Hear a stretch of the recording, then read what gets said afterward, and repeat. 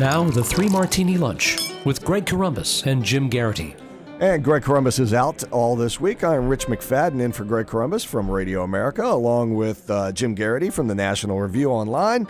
And here with you today for our Three Martinis of the day. It's just around lunchtime, so we're going to hit that Three Martini lunch. And as always, we start with our good, bad, and then our absolutely crazy martini. So here is the good. When it seems like nothing is working in government, they can do what, Jim? Stop ISIS from getting radioactive material. Yeah, good for them. All right. Glad to hear it. That strikes me as pretty important. Fresh off from the AP, from the Dateline, Chisinau, Moldova, from a site I'm sure everyone's familiar with, in the backwaters of Eastern Europe. Authorities working with the FBI have interrupted 4 attempts in the past 5 years by gangs with suspected Russian connections that sought to sell radioactive material to Middle Eastern extremists. The latest known case came in February this year when a smuggler offered a huge cache of deadly cesium, enough to contaminate several city blocks, and specifically sought a buyer from the Islamic State group. Boy, just when you were sleeping too easily. Rich. You know, the scariest part of this, we know ISIS is crazy. We know that they would probably love to get their hands on any of this. The thing that makes me sleep at night is that none of these numbskulls can probably transport any of these things without blowing themselves up. But the part that scared me about this was the Russian middlemen that were trying to sell it. And what is the KGB or the former KGB, what hand do they have in all of this? Well, it's kind of the unnerving, paragraphs down. Criminal organizations with ties to the Russian KGB successor agency, that's the FSB, are driving, quote, a thriving black market in nuclear materials. In tiny and impoverished Eastern European country of Moldova. Now, I know Moldova needs economic development.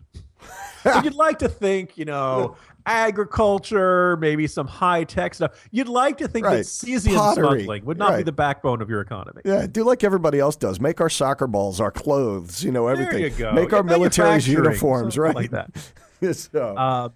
Yeah, I talk about just under, because here's the other thing. It's like this stuff, this stuff is radioactive, right? You don't want to handle this stuff. So anyway, look, this is, we debated. I thought this was a good choice for a good martini. They also were looking for bomb grade uranium, U-235, blueprints for a dirty bomb. This story could have turned out much worse. And so all things considered, pretty good. Keep up the good work, FBI and intelligence agencies, and hopefully we never have a much worse story than this. Well, the fear there is what will Obama say to Putin to try and put his thumb down on any of these crazy people trying to run it. I mean, if Obama can't approach Putin on hacking our computers, what do you think he's going to do with this kind of stuff? Oh, don't do that. There's a firmly worded UN resolution coming your way.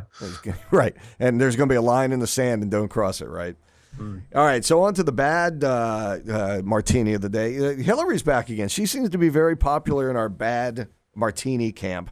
And apparently nobody in her camp thinks that privacy or classified information is important. Yeah, we may name this the Hillary Clinton honorary bad martini. She owns it the way Jordan owned the NBA. Absolutely. Anyway, so a new email chain shared with Politico by Citizens United shows Cheryl Mills, the former chief of state at the State Department, former chief of staff at the State Department under Hillary Clinton, forwarded State Department background information about Rwanda and the Congo to the Clinton Foundation, which is, this information was later found to be classified. Now, remember, Hillary said she never received or sent any classified information. You may look back and say, well, what about the staff? But this is, again, just a further example, maybe a very vivid example of just how cavalier everybody at State was about handling classified information. Well, that and the problem that the Clinton Foundation and the State Department seem to be running parallel businesses that intertwined with each other so often. Yes, you can't help but notice that you're working internationally, and you're the wife of the person at the head of the organization is Secretary of State, and you're allowed to give large amounts of money to the husband. Gee, right? Gee, the Chinese, everybody's way of bribing the Secretary of State. Yeah, how you doing? And speaking of the Clintons, the C in NBC apparently stands for Clinton, not corporation, right? Yes, nonstop broadcasting of Clintons, I believe is what NBC is short for. So we had, people had talked about her appearance on Saturday Night Live.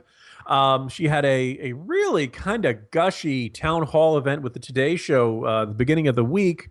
But what I hadn't realized is, in addition to all that, she did an appearance with Al Sharpton. It went very well, except for one teleprompter was utterly destroyed. Sharpton beat the teleprompter.